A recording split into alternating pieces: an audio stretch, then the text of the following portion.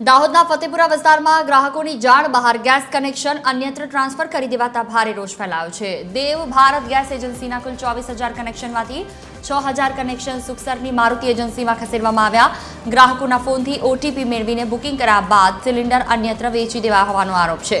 સમયસર ગેસ ન મળતા લોકો પણ પરેશાન છે અને તંત્ર દ્વારા આ કૌભાંડ મામલે કડક કાર્યવાહી કરવામાં આવે તેવી માંગ ઉઠી છે। બુકિંગ કર્યું હતું એ ભાઈ બુકિંગ કર્યા પછી ઓટીપી આપ્યો તો એને મારુતિ બાયોગેસમાં એને ડિલિવર થઈ ગયું પણ બોટલ મળ્યો નહીં।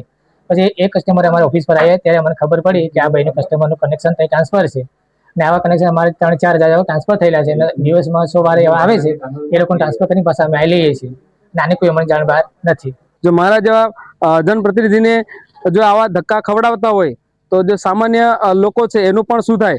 અહીંયા જે ગેસ એજન્સી પર મુલાકાત લીધી અને મેં જે તે ચર્ચા કરી તો અહીંયાથી કહેવામાં આવે છે કે ભાઈ ફતેપુરાના 5 થી 6 હજાર લોકોના ટ્રાન્સફર કરવામાં આવ્યા છે સુખસરની અંદર મારગાળામાં ત્યાં ટ્રાન્સફર થઈ ગયા છે। ગ્રાહકોની કોઈ પણ પરવાનગી નથી લીધી।